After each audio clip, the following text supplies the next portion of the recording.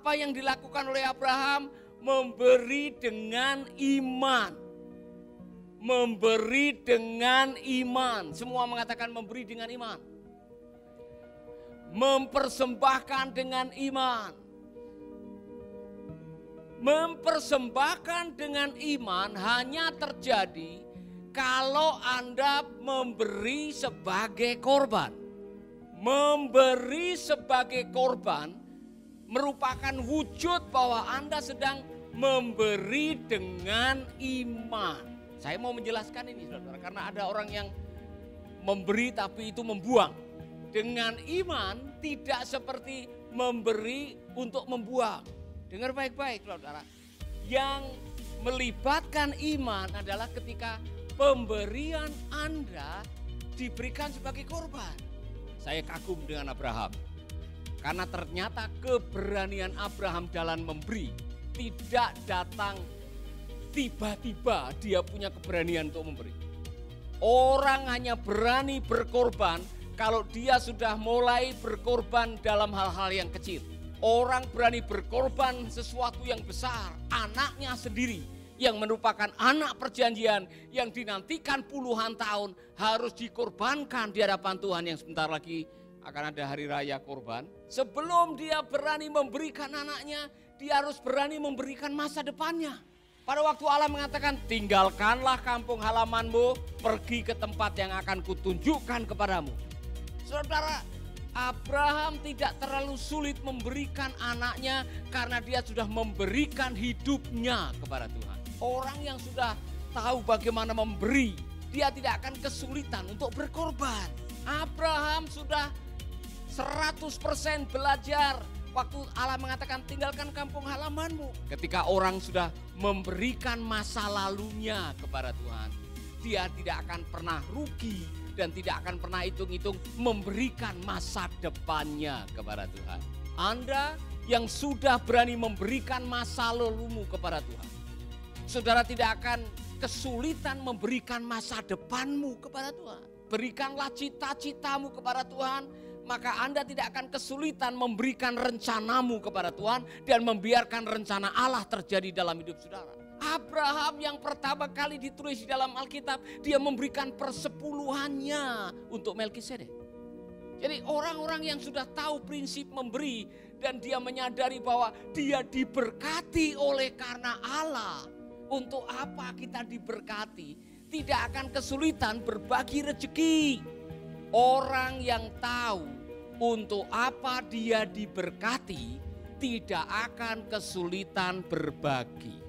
Orang-orang yang tahu bahwa segala sesuatu datangnya dari Tuhan, susah payah tidak menambahinya istilahnya. Berkat Tuhan diberikan pada waktu engkau tidur, artinya yang namanya rezeki itu datangnya dari Allah, oleh Allah, untuk Allah. Maka saudara tidak akan kesulitan berbagi. Nanti ada satu titik di dalam kehidupan saudara, di mana memberi itu akhirnya menjadi gaya hidup. Orang yang tahu bahwa memberi sebagai gaya hidup, dia tidak akan kesulitan untuk berkorban. Yang paling sederhana adalah membayar atau mengembalikan persepuluhan. Saya mau mengajarkan kepada saudara-saudara, karena ini tes yang paling sederhana. Sudahkah saudara membayar persepuluhan? Mengembalikan persepuluhan. Di dalam Alkitab adalah bawalah persembahan, kembalikan kepada Tuhan. Karena begini saudara, karena apa?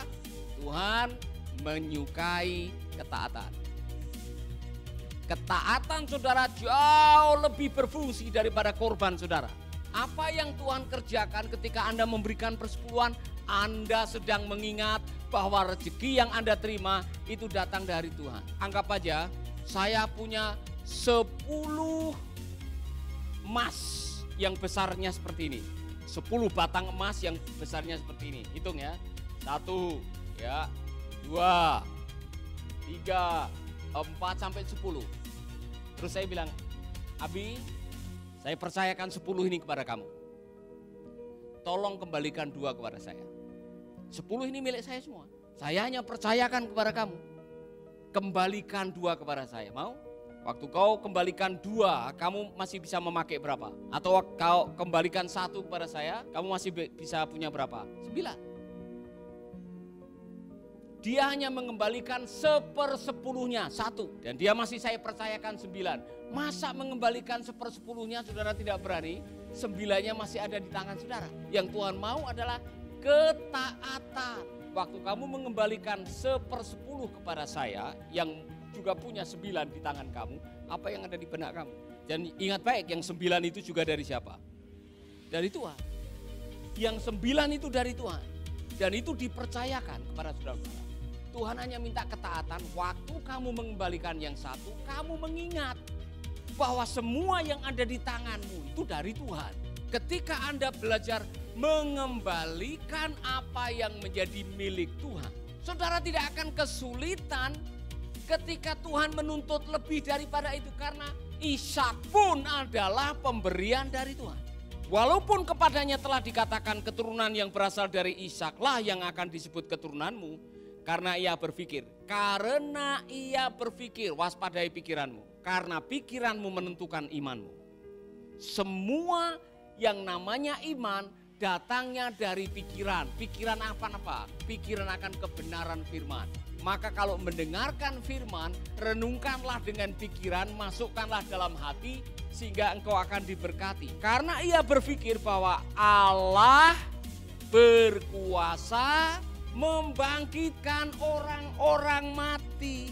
Dan dari sana ia seakan-akan telah menerimanya kembali. Ketika Anda berani berkorban dengan iman, Allah sudah menyediakan yang di luar pikiran Anda.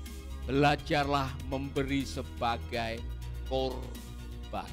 Kalau ujung-ujungnya apa yang Anda lakukan adalah saya, Anda orang egois. Jadi waspadai ketika Anda memberi, motivasi apa yang ada di balik Anda. Kalau Anda memberi untuk mendapat, itu bukan berkorban. Kalau Anda memberi uang 200, kemudian dapat baju 2, berkorban atau bukan? Anda memberi 200.000, mengharapkan bisa mendapatkan 2 baju baru, Anda memberi atau membeli? Membeli. Abraham sedang tidak membeli, Abraham sedang berkorban. Dan yang namanya berkorban selalu melibatkan iman. Dan di balik pengorbanan ada sebuah keyakinan Allah akan membangkitkan. Abraham tidak takut memberi, dia tidak takut mengorbankan anaknya. 1, toh yang kasih anaknya itu Tuhan. Itu anak perjanjian. Yang kedua, kalau Tuhan juga sudah berjanji bahwa dari keturunannya akan lahir orang-orang yang besar atau keturunan yang besar seperti pasir di laut. Saya tahu di balik benaknya Abraham, Tuhan yang janji sendiri, kemudian dia minta anak sendiri. Pasti Tuhan punya cara. Tuhan punya cara untuk menggenapi janjinya. Saudara-saudara, anak-anak muda, saya mau menantang saudara-saudara. Beranikah saudara memberikan masa depanmu kepada Tuhan? Beranikah saudara memberikan cita-citamu kepada Tuhan? Beranikah saudara memberikan masa lalumu kepada Tuhan? Dan beranikah saudara mengorbankan hidupmu untuk kemuliaan Tuhan? Lihat bagaimana Allah akan melakukan hal yang luar biasa.